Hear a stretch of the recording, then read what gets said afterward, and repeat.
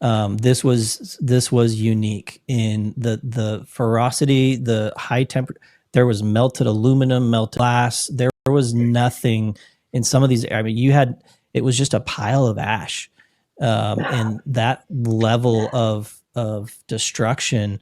I mean, they've equated it to, like a nuclear blast. Like this was like Hiroshima, as far as how hot these temperatures got and how complete the destruction was.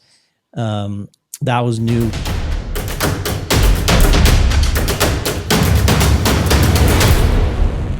Welcome. I am Dr. Sarah Spelsberg. I'm your host on this edition of the World Extreme Medicine podcast. And today we are going to hear from a Hawaiian physician responding to the front lines of the Lahaina Maui fire disaster.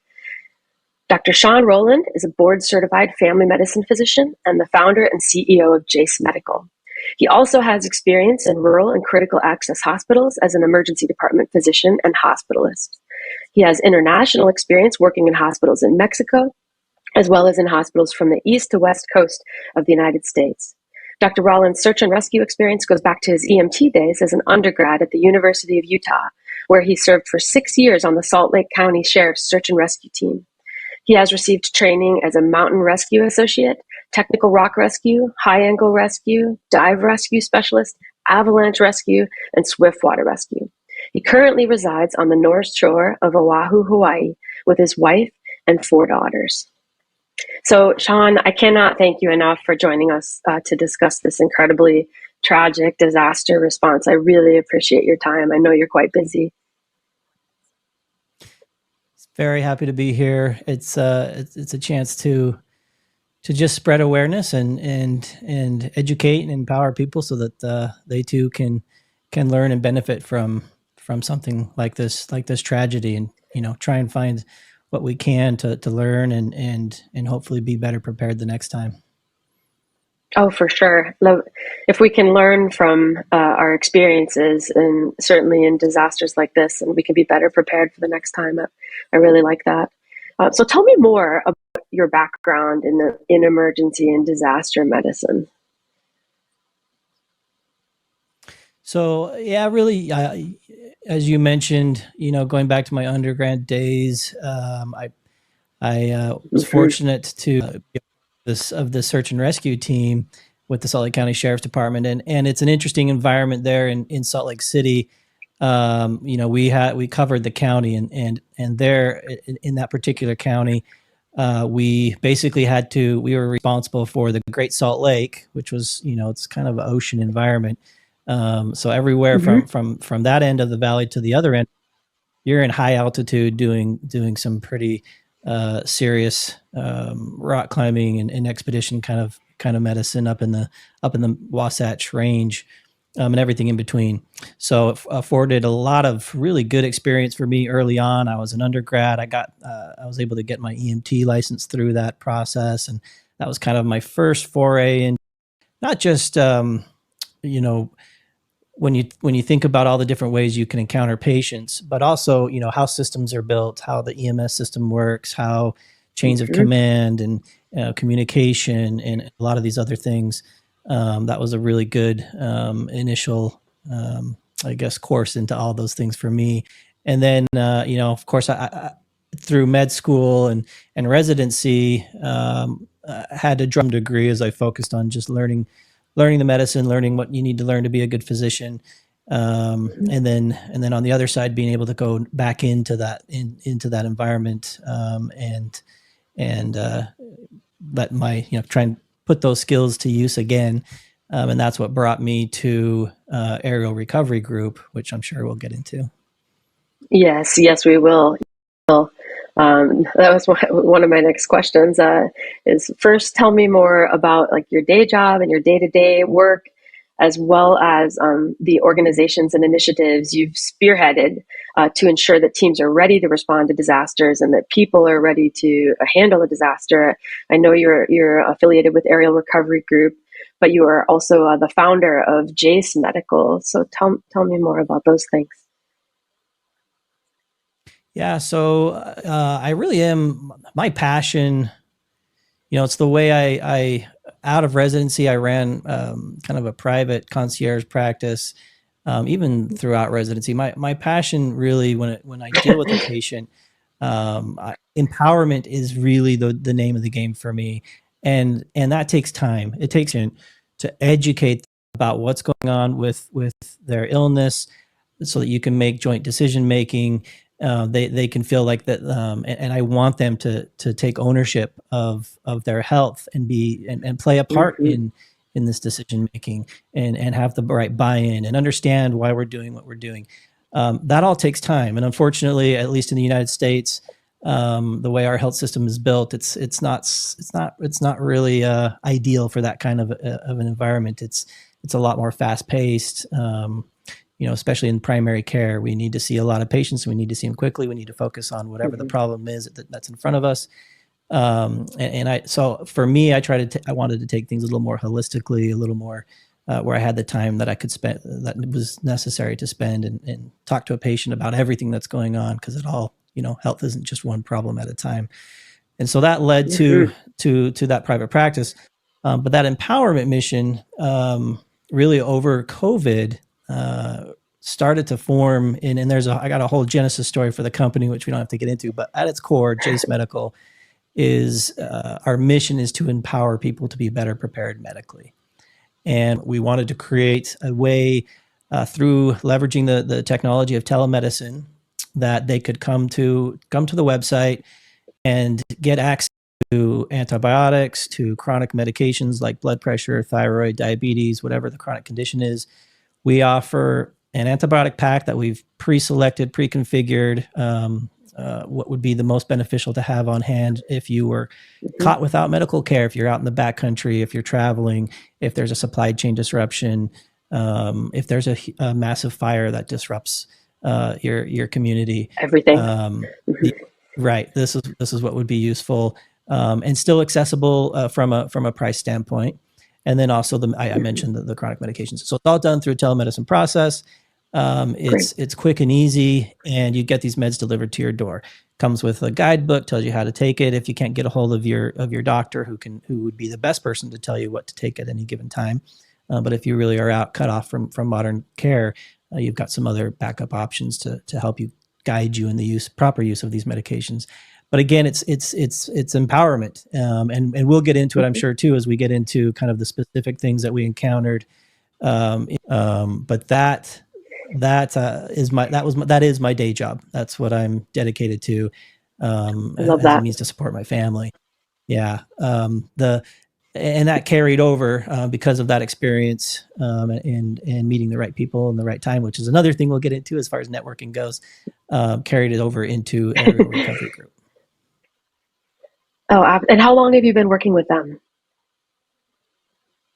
So this was my first call out with them. I've known their chief medical officer, Aaron Acey, for a number of years now. Let's see, it's been 3 or 4 years now. And this was kind of the first time the stars aligned, and I'm sure it was in no small part because I live less than an hour from where all this happened, by plane, less than an hour where all this happened on Maui. And so, I was myself and a Air Force paramedic in the National Guard here were the first two over there to meet up with the team. Oh, wow. Because, I mean, we talked earlier, and you live not far from a private airstrip.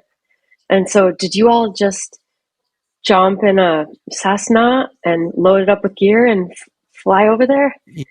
Yeah, pretty much. I mean, so part of having this private practice and with Jase Medical, I have, when it comes to, and just my own, past experience with search and rescue and wanting to be, preparedness is a big thing in my world. I've got a pretty good supply of medical supplies, of medications, of antibiotics, of chronic meds, and emergency supplies, ATLS stuff. I've got point of care ultrasound, stuff for intubation, just the list goes on. So I was able to I was there. I had it all. Let's package it up, and we threw it on. My neighbor happens to be a Hawaiian Airlines pilot, and has his own little plane, and so we just loaded up and off we went. As soon as we knew that we had aero recovery was activated, they had an incoming team. We didn't want to I wasn't just going to go fly over there and say, "Here I am, guys." But we had a mission, and we had a way through aero recovery and contacts to the area, and not just be, people who were there hoping to help and get in the way, which can happen Sure. as well. And all well intentioned, but in a situation like this with so much going on, the last thing you want to do is be a distraction to the effort. And so once we knew that was in place, then it was all systems go. And yeah, so your experience has been incredibly diverse. I mean, the terrain alone, I'm well versed in search and rescue. I was in search and rescue in Colorado, and I mean, Utah is very extreme terrain. And so responding to those disasters, and then responding to, beachside disasters, it's extreme no matter where you are on that spectrum. And in altitude, if you don't have what you need and everything's lost, it becomes a dire situation. And I think that's just incredible. And so, in what capacity did Aerial Recovery Group respond to the Lahaina fire disaster? Was it focused on running in with medical, or was it focused on like, hey, we can logistically help with supply distribution, or where did you find yourselves the most helpful, I guess? Yeah, really a little bit of everything. So Aerial Recovery Group, it's a multidisciplinary group of individuals. Yes, there's certainly a heavy component on the medical side of things. They always want to go with at least a medic. Typically, they have a medic and a PA. In this case, we had a medic and myself as a. We also had an EMT. And then they've also got kind of technological assistance with some pretty advanced drone capabilities that can do full 2D and 3D mapping, thermal imaging. Awesome. And so that was another aspect of what we wanted to help with. And then, yes, you mentioned logistical support, helping manage supply lines, and even just bodies to help search, who are aware of, how to stay in a grid pattern. And we had one USAR certified person on the team, should there need to be a need for, going into structures and doing things safely that way.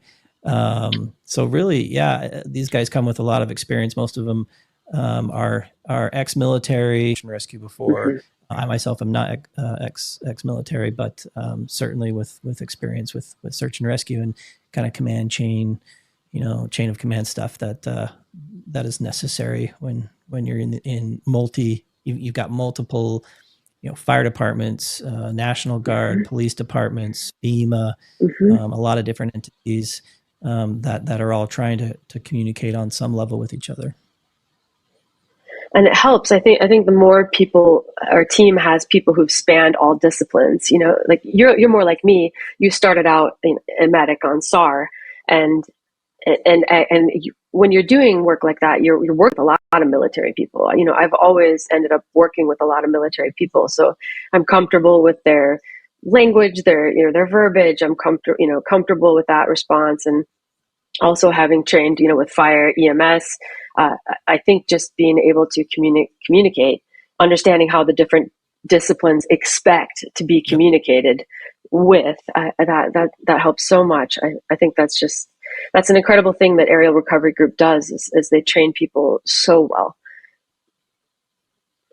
Yeah, it's you have to know the parlance. You have to, that's how you're going to gain credibility. It's part of gaining credibility in their eyes, and it is really important. You're right on. Yeah. So how close were you to the fires personally? This all happened so fast. I had friends who were there for a medical conference and flew out that day, and then got home and saw this on the news, and they were just it is, the whole world is gutted for the community. The timeline timeline for us was, the fires Tuesday night.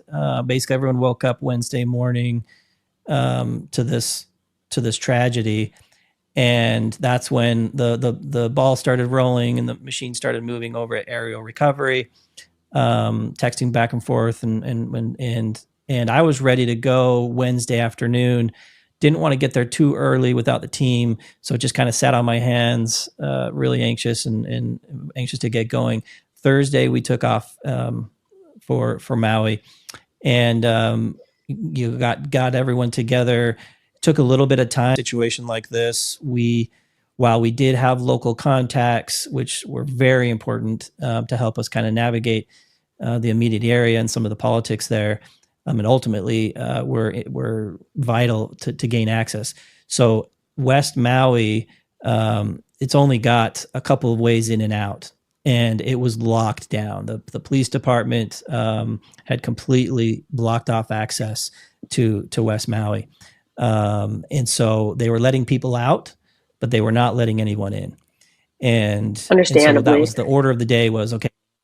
Yeah, we need to get access to the site. And so we were able to get to the chief of police there pretty early on, let him know who we were, what the capabilities were. Basically said, hey, we can get in there right now, start getting mapping going of the areas to assist in the search. And then we've got medical personnel who can help however needed once they're in there. And so that was enough for them to give us that approval. We got in, and by then it was starting to get dark. And so what we did that first night was we went to the surrounding area. We drove through the Lahaina, which is the main town that was affected. Where all the burned out buildings were. And we went through there to the surrounding communities that were the ones that were affected at this time. Because you had, initially the really sick, burned patients and those people. Now, we're talking almost 2 days after they had all made it out to hospitals if they were going to get out, and that immediate acute care need was pretty much met. But what you then had was all the fallout from people who had fled to surrounding areas, and then the residents themselves who were okay in their homes, but at this point there was no power, there was no cell service, there were no basic services for a pretty wide area along West Maui. And so you had all these affected people, interestingly, who many of them, I guess, could have left the area to get power, water, to get food, but they didn't really have anywhere to go. And they were told that if they left, they couldn't come back to their homes. And so that was an interesting, complicating factor behind all of this. And maybe I'll touch on it again later, but went in, and we had initially already had some basically some people who had reached out and said, hey, there's such and such person here. We had a person who had a pretty badly infected foot, was basically immobile, was in one of these homes in the middle of this pitch black dirt road neighborhood outside of Lahaina. And so as we were kind of learning the area, we wanted to go do this medical check on this individual. And on the way there, met multiple individuals who people, you had someone with a fractured ankle and some burns, some decent burns to his ears and head, who didn't want to leave, again for the same reason, didn't want to leave his family, didn't want to not be able to get back. And so rendered aid kind of as we went, then ultimately found this patient, and we were able to get him, check in on him, get him the right antibiotics, to get him enough basically so that he could take the next couple of days to get out to a higher level of care. And that was kind of the order. That was kind of what we spent the night doing.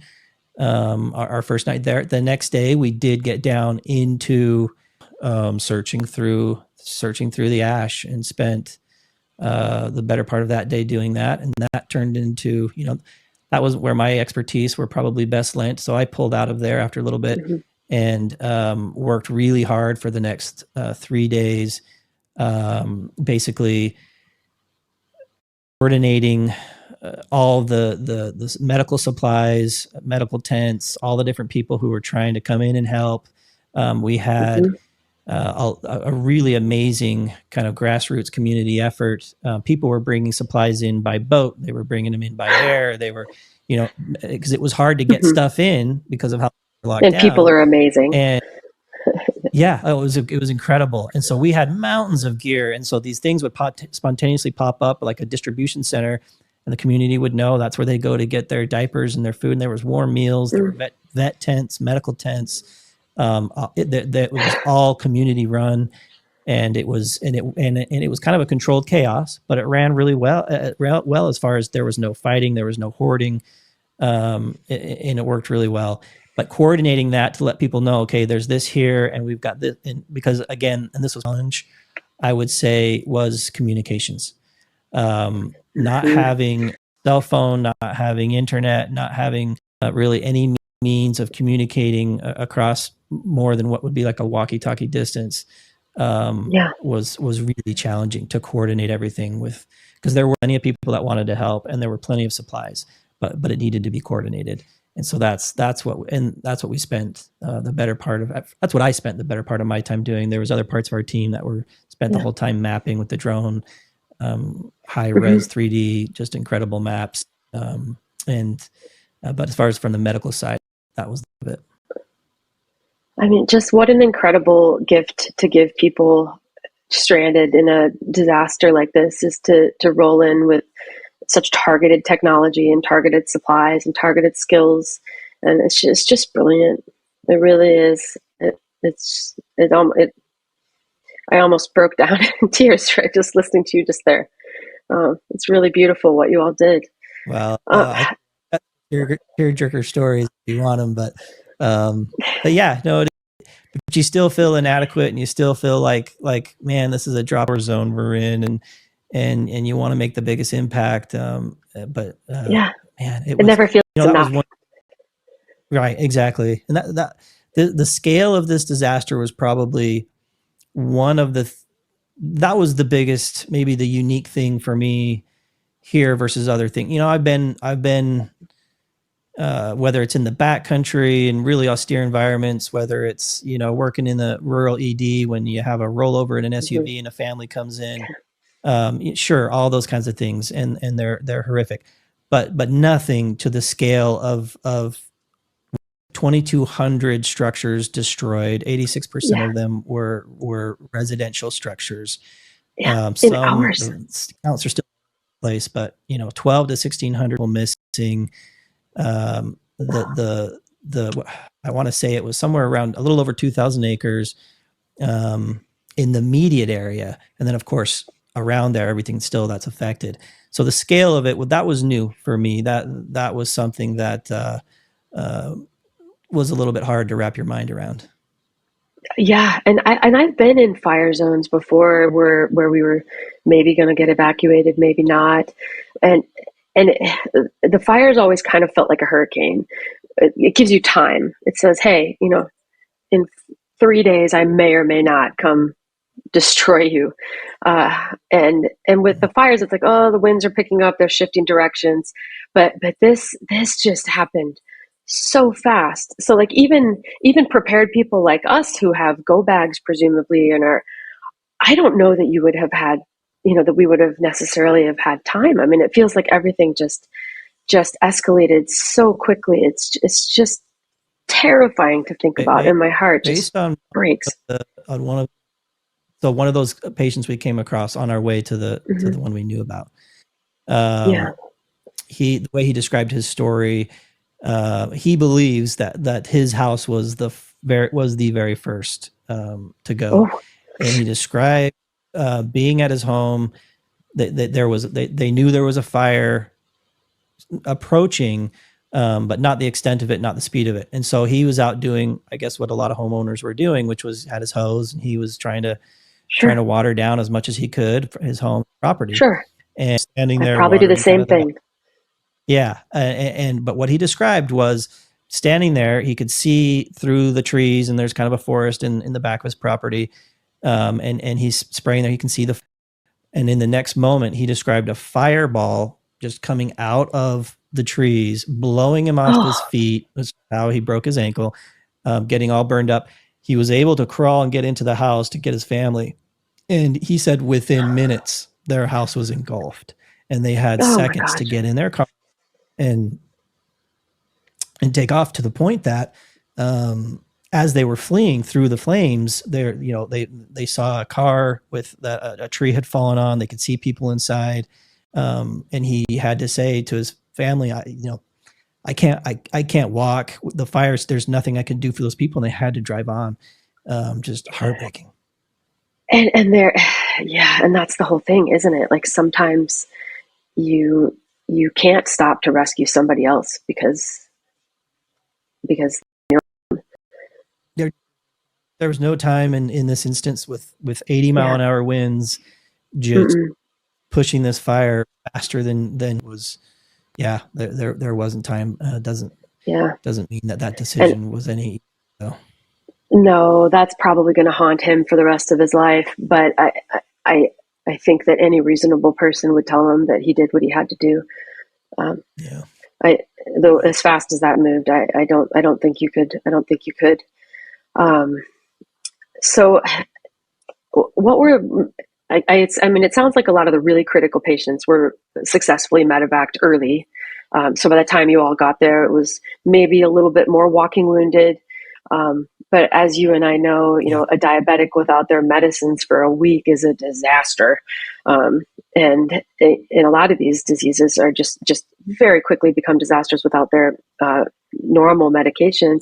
So what did you feel like were some of the most challenging situations, like medical or otherwise, that you encountered while treating and aiding people who were affected by this? One of the things, I touched on a little bit of it, talking about this which was unique. It was a unique dynamic to have to tailor my care to try and help someone, guide them, help them, understanding that some of these other rules that were, for example, this not being allowed to come back in. That was a wrinkle in how do I want to give this person the best care that I can. And I'd be sitting there looking at someone like, look, you do realize 10 miles from here, people are surfing and restaurants are open. And it was so surreal, because you're in a blacked out neighborhood. It's pitch black. This guy's got a pretty badly infected foot. He's on the wrong antibiotic. And I'm saying, okay, I'm going to put you on a better antibiotic, but you still need to go and get this seen, and encourage them with those. Just in that kind of a dynamic was challenging. We came ready for anything. I mentioned some of the equipment that we brought, but you're right. It was ultimately walking wounded, but the stuff that you knew could become emergent pretty quickly. Yes, a diabetic without their insulin, that could kill him. Is a problem. Yeah, or a septic patient, because their foot gets worse and suddenly they're septic and they die. You're realizing that this is going to be going on for at least the next few days to a week before things are really kind of up to speed. They've got enough of this kind of emergent infrastructure in place. It's going to take a little bit of time, again, because of the scale of the disaster. And so ultimately what it was managing. The challenges were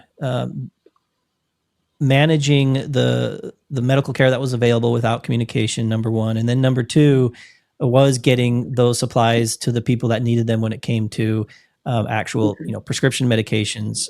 We had pallets of insulin coming in, but had to be stored. Where was it going to be stored? Who was going to take ownership of the insulin? How are we going to disperse it and get it out right? And are there pharmacists around? And all that out in a communication dead zone was challenging. So then it's reaching out for Starlink satellites, and because the sat phone's not working right. And I was wondering when Elon Musk was going to come into what about the person? Big time. Where is he? Yeah. The Starlink system was amazing. Nice. For everything, for our operations commands, for our medical tents, even for just the public. You saw them start popping up all over the place. That was Awesome. I huge. will say whatever people feel So about anything he does, he shows up in disasters and he helps and he changes things. And it's greatly yeah, appreciated no, on my end. I myself, the first thing I did moving out here, realizing I was 100% in on a single cable company for my communications, that if that went down, I would have no means to communicate with the outside world. The first thing I did was got a Starlink system. So, but as far as finishing the question with challenges, it Sorry. was then dealing with all the different chronic conditions, prioritizing which ones. A patient would come up to you and here's my list of meds, and I'd say, okay, you can don't worry about your statin, you'll be okay for a week or two. This blood thinner or this insulin or whatever, these ones, yeah, we don't want to stop those more for a day or two. And helping them figure out how to get those and what get. And that was a challenge. And that's where we talked about this a little bit before. That's where I went in there as a volunteer with Aerial Recovery Group. I did not go in there as the CEO of Jase Medical, but it really was. But there's crossover. It was, but as far as what drives me in this company that I founded, which is the empowerment of individuals better prepared medically. If this wasn't just an absolute confirmation to what because we're kind of at the point of the spear doing this kind of telemedicine in the United States and actually in the world we're moving. And so there's some challenges with that. And if this wasn't information that we are doing something that is absolutely necessary and is life-saving, then nothing else would be. And it was heartbreaking at the same time because that our system is built for people to have ahead of time. Jase Medical doesn't, I don't have an ability to send, pallets of medications and get them out to the people. Disaster.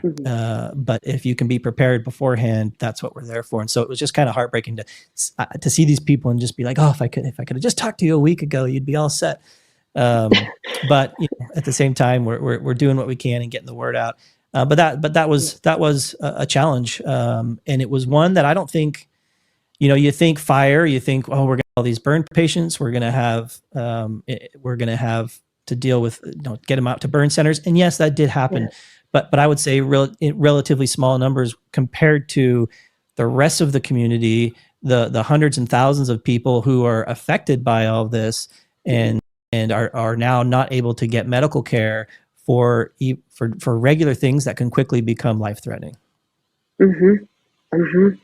I totally understand that. And what did you feel? Do you feel that anything in particular in your medical training or experience or any of your search and rescue training, did any of it or the recovery training modules? I know that those are incredible also. What did you feel prepared you the most for providing care in a disaster scenario like this on this magnitude? Yeah, I wish there was an easy answer that I could point to for people who are listening and say, you know what, it was this course I took and it was amazing. And this was what made all the difference. Unfortunately, it'd be so nice. Yeah, right. Unfortunately, it takes, I don't want to say it takes a lifetime and then discourage anyone from, but it takes a lot of different experiences in different ways throughout your life. I learned, like I alluded to before, we talked about before, learning about just different organizations. Like we talked about dealing with the military, dealing with fire departments. That kind of experience when you come into a situation like this is invaluable and important. Having your confidence in your own abilities as a physician and what you know to do as a physician, which takes a long time. That is a lot of training and a long time to get to the point where you feel you're not freaking out, like you can handle the stress of an acutely ill patient. That takes a long time. So there's no one thing. It's really just a lifetime of that you have to seek out. You have to put yourself out there, looking for these things and putting yourself in situations where maybe it's new to you and it's uncomfortable. and you've got the things that are comfortable that you can keep doing, but you got to get out there and do those things that push you. And what I've learned in my life, the more of those I do, the more doors are opened, and the more it's about networking, the people that you meet, and all of this all plays together to make it so that when the call comes, you're ready to go. You're ready to go. And I love my network, that if there's ever anything that I feel not ready about or not sure about, I do feel like I can call Pav and say, oh my gosh, this is an awful eye thing. What do I do? Or Burge and call and say, what do I do? This is a terrible tooth problem. So yes, the network thing and that network of friends that you can call on, the phone a friend thing is huge. So I know we talked about a few of them, but were there any specific stories or encounters that really left a lasting impact on you during your time responding to the fire? Yeah, I have to be careful. I know, without naming any names I have to be careful or not to get too compromising emotional. anyone privately. Yeah, no, not for that. It's more for just not being a blubbering idiot on your Not podcast. making both of us cry. That's okay. I'm ready. So yeah, the one that just keeps coming to mind. I've been talking to my wife and a few others, just kind of in the letdown debrief time. As you process all of this, the one that keeps resurfacing for me, particularly because of the ties to Hawaii and for those your home part of the world, and kind of the aloha mentality of the culture here. So that first night, as we were making our way through these, through the neighborhoods, and we walked up to this. We were in a very, Lahaina's got a lot. There's a lot of tourism. There's a lot of culture. And there's a lot of tourism there. There's a little neighborhood outside of Lahaina, hardcore local, we'll call it. These guys are generational Hawaiians, right? And we're making our way through these dark dirt roads, and we passed some people. People are just out sitting, kind of visiting and processing, and we're trying to find this patient. And we walked by this group of young men and a couple of girls, and they looked at us and they were smiling and so thankful to see us. And in my mind, I thought, just as we passed by these people, I thought, oh, these must be people who live here, who are taking in some of the people who have been displaced, and so we went in, we took care of the patient, we came back out, started talking to him more. These were the people who had just lost their homes. Oh. These were the people who had just lost loved ones.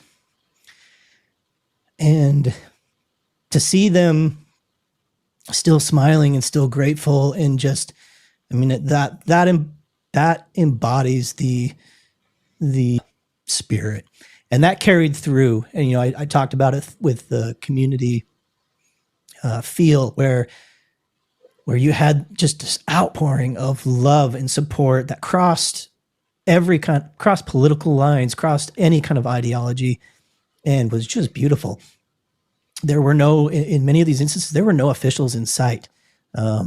Wherever they were and whatever they were dealing with, where we were in some of these areas, this was just people loving people. And there was no fighting. There was no hoarding.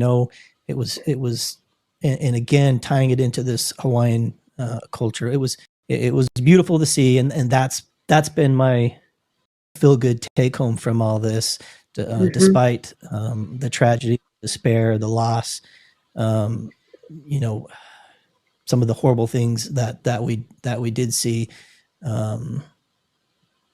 That's the part that I'm holding on to, and trying to push out there, rather than focus on, because there will be time, and it will happen. This is the largest, the worst natural disaster in Hawaii's history.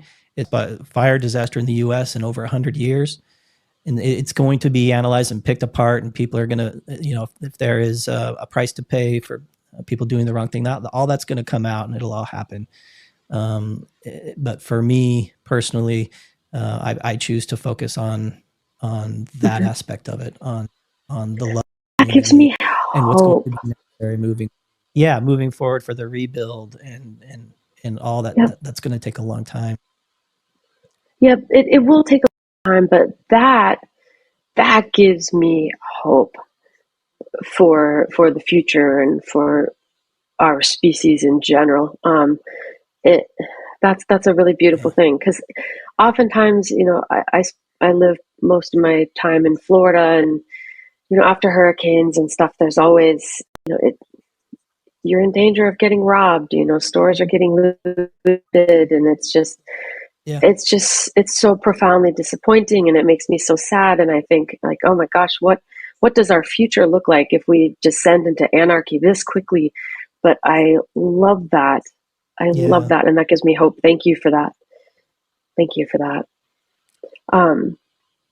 Well, continuing on, did you feel like you well equipped enough to impact maximum benefit? Like, was there any piece of gear or supply or equipment that you were like, oh, that was on the shelf, we should have grabbed that too, or we should have grabbed more of that? Was there anything like Really, that where you're like, because water purification, like just water. Yeah, we had water purification, but really, I think the ones that we really were like, oh, if we just had that, was a redundant satellite phone, because the one we had, which had been tested and proven, immediately to the deployment, stopped working the second week. Certainly, we had one Starlink system. Had we known the extent of things, maybe bringing another 2 or 3.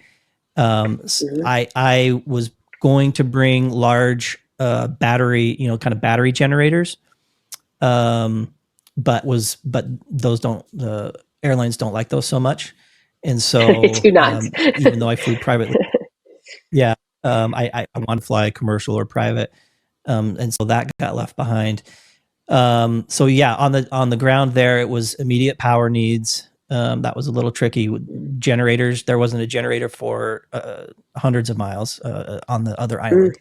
A gas can for that generator was impossible. So you could use milk jugs or whatever, so power was an issue. But the biggest would be communication.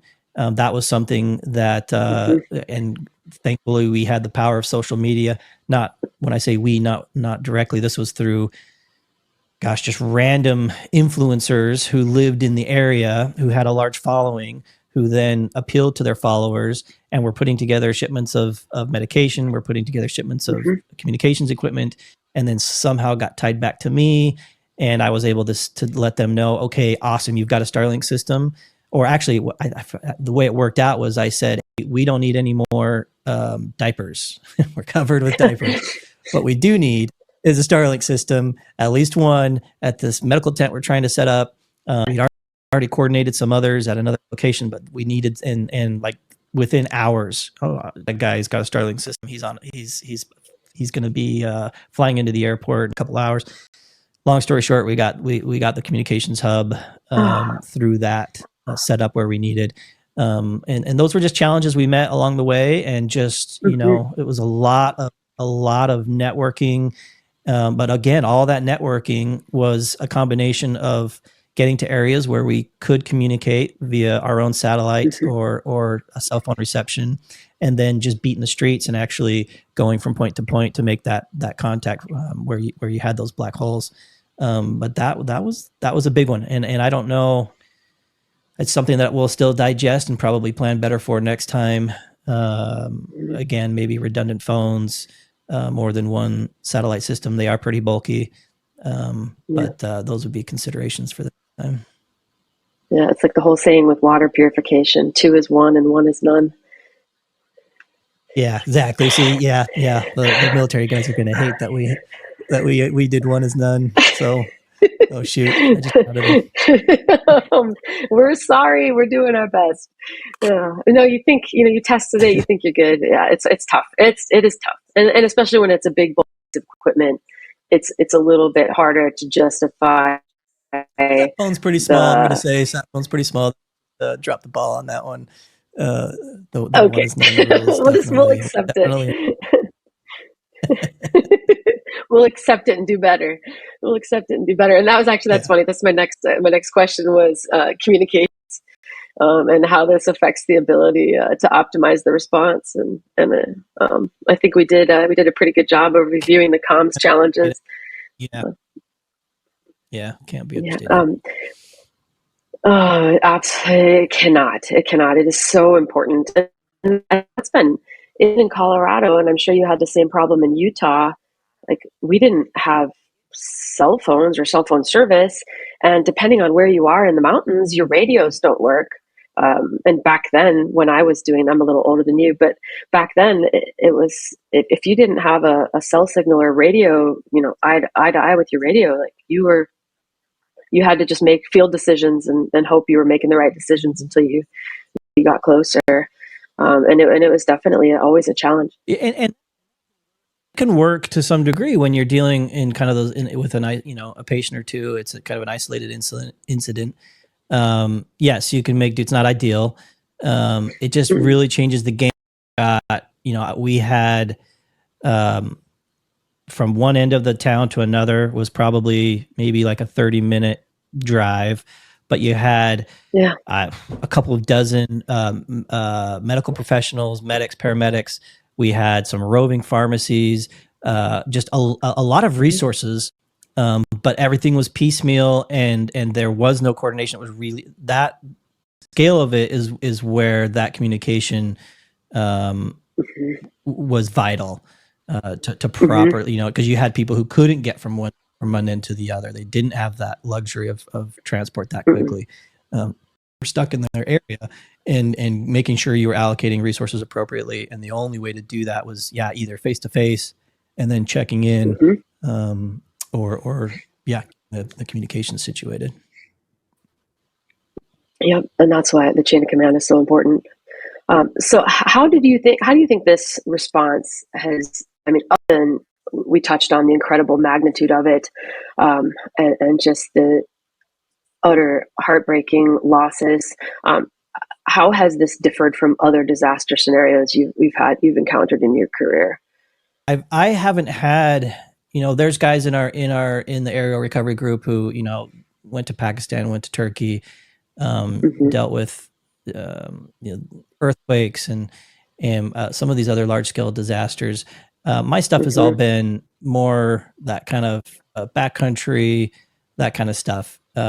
From a true natural disaster standpoint, this was new for me, and I think the nature of and it was commented on by everyone in the team who had been around earthquakes.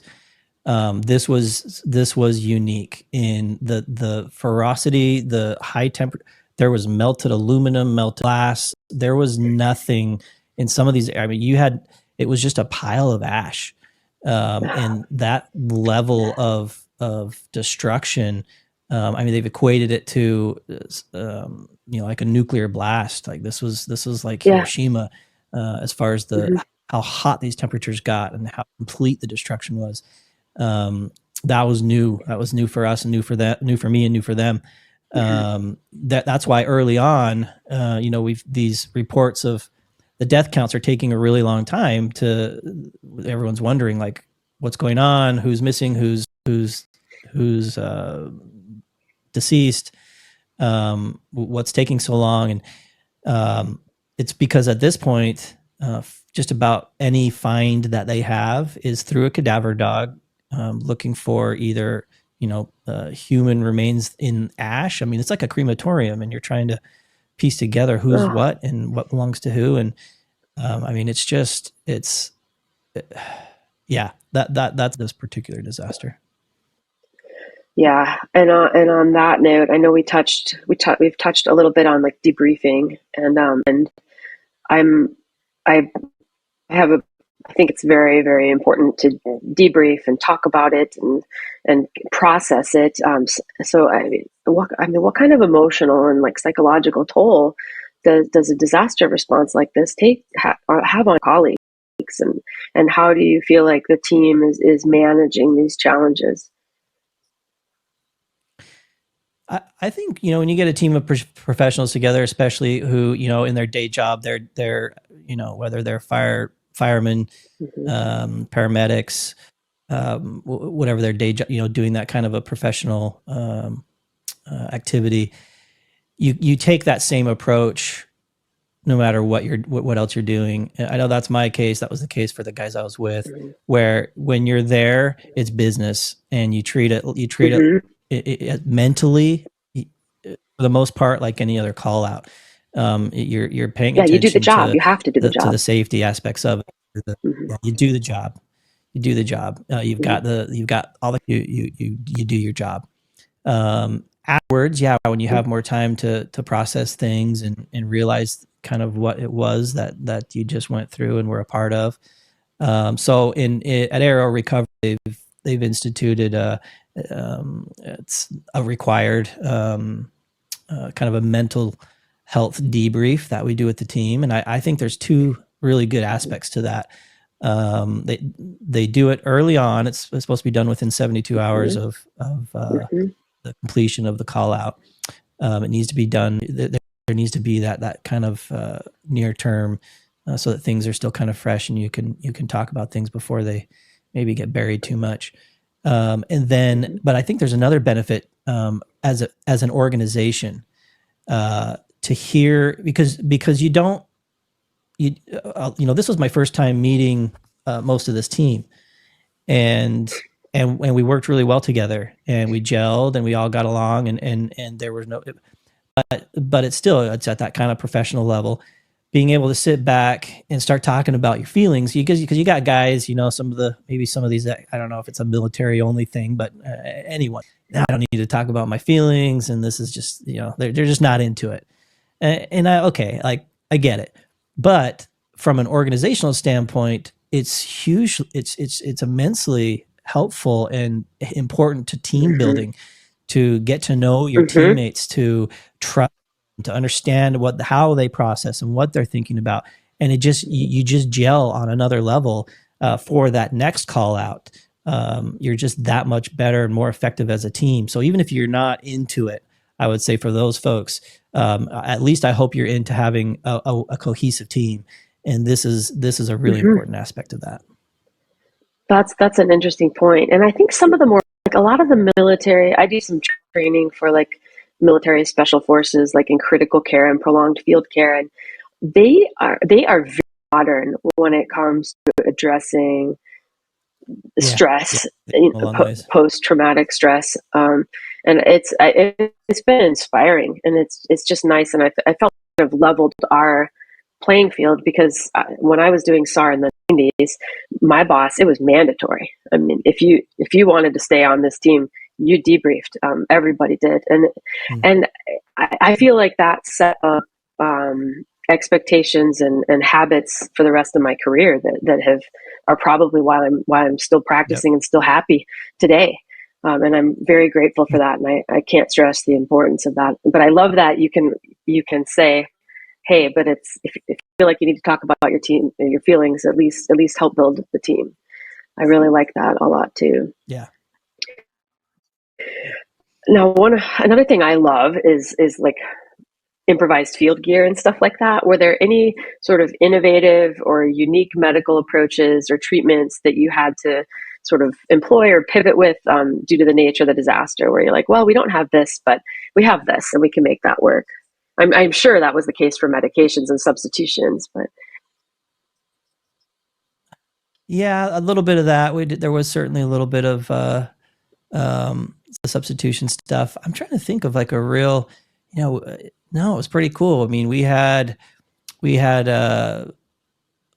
all the little gadgets that we brought, we used, whether that was someone who had some chest pain kind of issues, felt like their heart was racing, and just to check for arrhythmias, and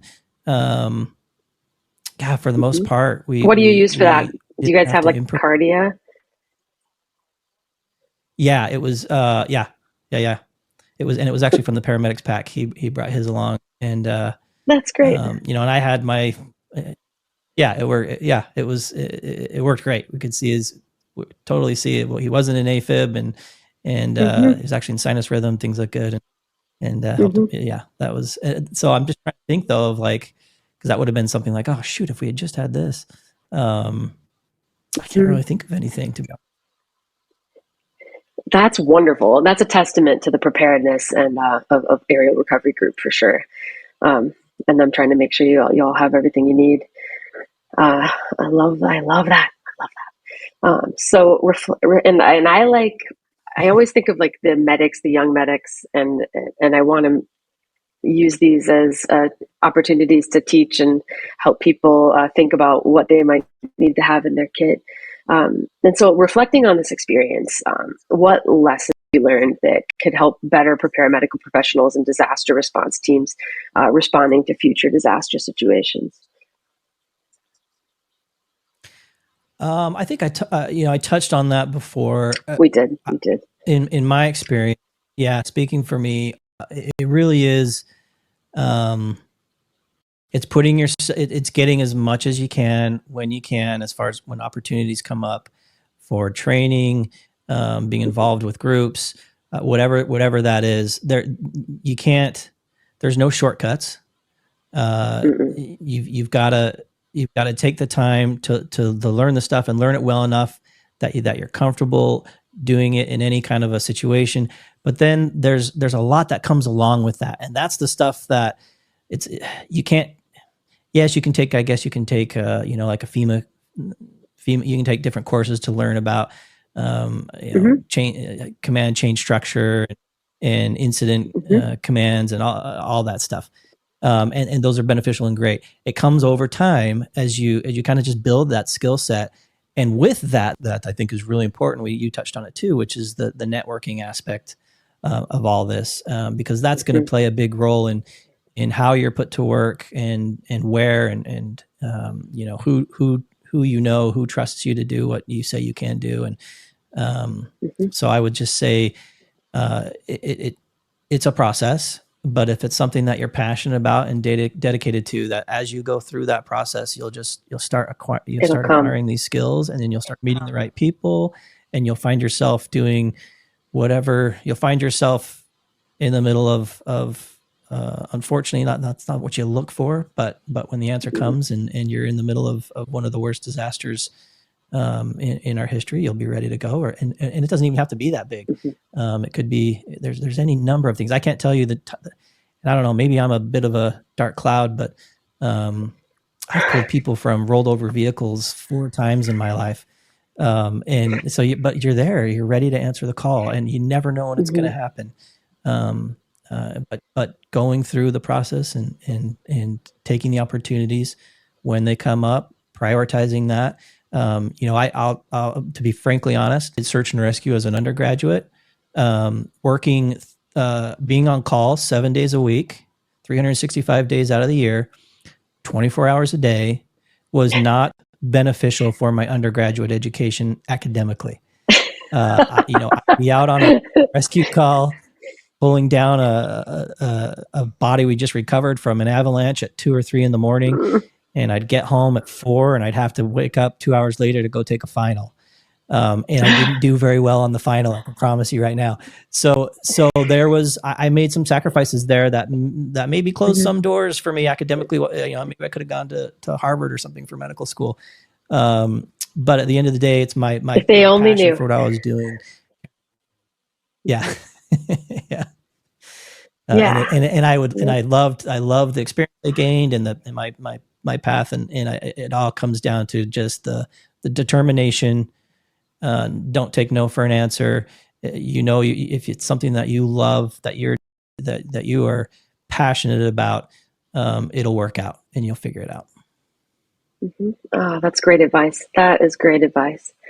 Now, what are there any critical lessons or advice in disaster? I mean, I know we touched on this earlier too, but I want to summarize it for people in disaster prevention and preparation that you would give to lay people.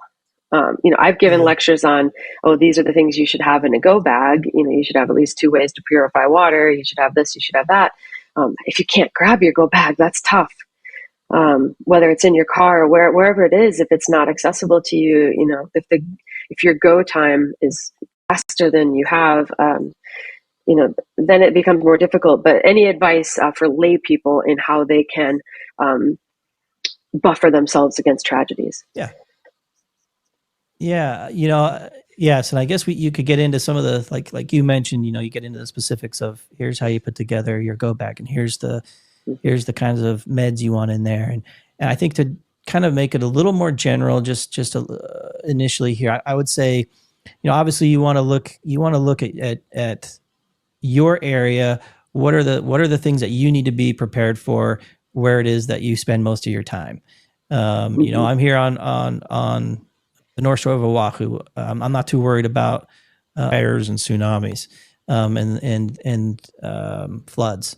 And so planning my preparedness around that, and having multiple, having a plan A, plan B, plan C. You mentioned, if you can't get to your go bag in your closet, you better have something else staged in another place. Those are kind of practical things.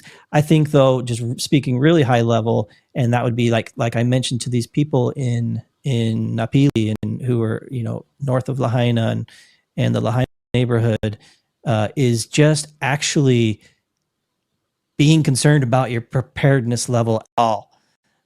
Is there are some, you don't have to go, it's easy to go down the rat hole, and it's easy to get overwhelmed and say, oh my gosh, like this, number one, the expense of getting all this stuff, and it's stuff I'm never going to use. And if you're not passionate about, I'm probably not speaking to the right people that are listening to this, because they're all passionate about it. But if you're not passionate about that stuff, that's okay. Do a couple of really easy things, right? There's a couple of really easy things that you can do. So if it's not them, if we're talking to the passionate people, then let's say, hey, here's how you talk to the people who aren't so passionate, your neighbors, your friends, your family members, to let them know that they don't have to be to at least have some level of preparedness, and it can be pretty basic, and it's not that hard to do.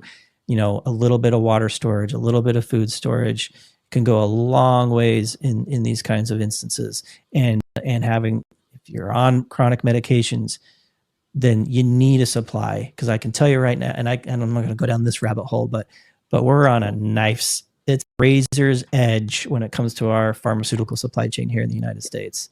Everybody should have a backup apps of not just chronic medications, but their antibiotics and other emergency types of medications, and everyone can do that. So I guess that's my long-winded answer there.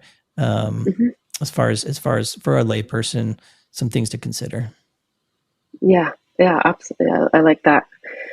And so I always feel like, to some degree, as a society, we are incredible, but it's because people are incredible. It's because the volunteers mobilize quickly. And, so did the volunteer helpers beat the federal helpers there, or did everybody show up at the same time? Because I'm sort of like, as a society, are we prepared to respond to this tragedy, like one of the worst disasters I've ever seen? And are we prepared to respond to the next one? To my mind, if we don't have all these volunteers who, like, we're going, it's not quick before people can get the help that they need. Is that an accurate assessment? Right. I think, 100%. Of course, we should never wholly depend on the government, on really anyone else other than ourselves and our immediate circle, our tribe. Yes, it took FEMA.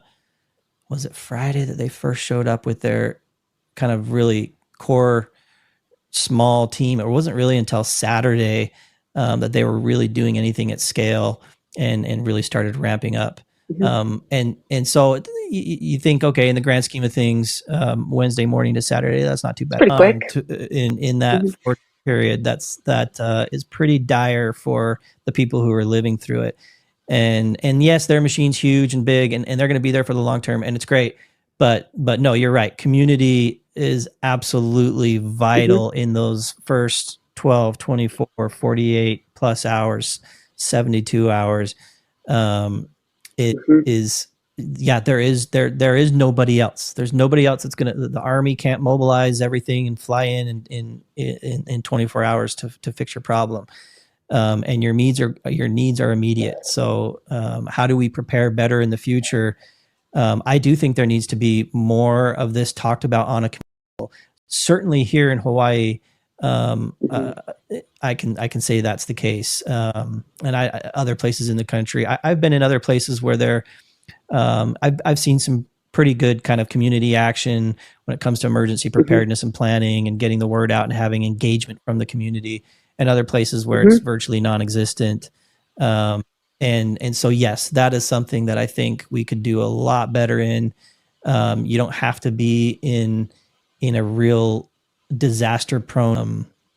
It should be at least, it should be out there on some level in every community, and how best to play that. It would make a world of difference. Oh, it would, because a neighbors helping neighbors happens the fastest. So a lot of people, and people listening to this, they want to help. They want to help the people of Lahaina. So for those people who do want to help in some way, where would you direct them? Like, how do you think their efforts from afar would best help? Like, as far as what donations are getting to the people on the ground at 100%, how can they best help? Yeah. So my worry is, I guess in the longer term, it was an amazing response. All the world's eyes were on Maui, and supplies were flooding in. It was incredible. And those immediate needs were met for the most part. But what happens, 2 weeks from now, 4 weeks from now, 3 months from now, as this rebuilding process goes? We're talking about some 4,500 people who are at this point. Like in the longer term, how do we maintain that level of support? My worry. As far as immediate things that people can do, of course, there's the larger organizations. The Red Cross is there in full force, and certainly if that's something that people are comfortable with, that would be somewhere to go. For me personally, I feel like I like to know that my donation is going to the place that I'm giving it to. And there's the only one, not the only one. I'm sure there's many, but the one that we at Jase Medical and myself are supporting. It's called the Hawaii Coalition Foundation, I believe. They have identified, basically, it's if you donate there, everything you donate will go to Maui, and it will go to this fire disaster.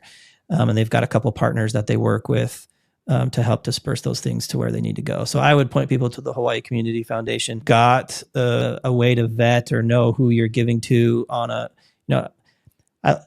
media has got gets a bad rap, but I think we can use it for good, and certainly was used for good to help us get a lot of supplies into Lahaina during this crisis. And there's a lot of people putting stuff out there with a means to get, maybe you just buy a gift card and you actually it's given to an individual who needs it. Those kinds of things is another level of how you can help. A little more vetting needs to go into that, but for something that kind of been vetted and is out there, the Hawaii Community Foundation, I think, is a great place to start. Awesome. Hawaii Community Foundation. Is there a website or anything, or can they can Google it and they'll be able to find it?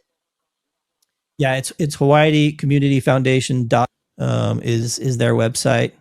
And then I would just mention for any of, we are giving through, we are donating a portion of anyone that comes to Jase Medical, JASE medical.com. We're donating a portion of our of those sales to the Hawaii Community Foundation, and at the same time, get yourself prepared with antibiotics and or chronic meds. Thank you so much for spending time with me this evening. I really appreciate it. Do you have any other parting words of wisdom for our listeners? Any more parting words of wisdom? Yeah, not really. I think I just to reiterate it's always the hardest question for last. The beautiful aspect. Yeah, the beautiful aspect that we can, as humans, on a human to human level, it's seeing that it's unfortunate to bring us together that way. But certainly it is beautiful, and it's something that does give me hope for humanity, and hopefully we'll get to where we can do that without these tragedies. But it has been heartening to see that love, to see that community, and I was blessed and fortunate to be a part of that, of this whole ordeal. And I can't thank you and the people of Lahaina enough for giving all of us hope for the future and hope in humanity. And I've always heard, in times of trouble, look for the helpers. If you look for the helpers, you'll find the hope. And so I just want to say thank you so much to Dr. Shawn Rowland for being my guest today. I know that this is an incredibly personal disaster, and that these are difficult conversations. And I truly appreciate your willingness to speak with World Extreme Medicine about your intimate knowledge of this tragic fire on Maui. The people of Hawaii, and in particular this region, will remain in our thoughts and in our targeted efforts to continue to assist them as they recover from this. And so thank you again to everyone listening. I'm Dr. Sarah Spelsberg, and it is my pleasure to share these extreme medicine adventures with you. And if you're listening with us, you too are an extreme medic, and we welcome you to the World Extreme Medicine family. So please stay safe out there and always keep pushing your boundaries. Thanks for listening to the episode. Please feel free to rate, review, and subscribe on whichever platform you're listening to. Please also head over to the World Extreme Medicine website, where you can find more engaging content on extreme medicine webinars and indeed the collection of courses from our global network, including humanitarian, disaster relief, expedition, space, military, tactical, and performance medicine. Thanks again.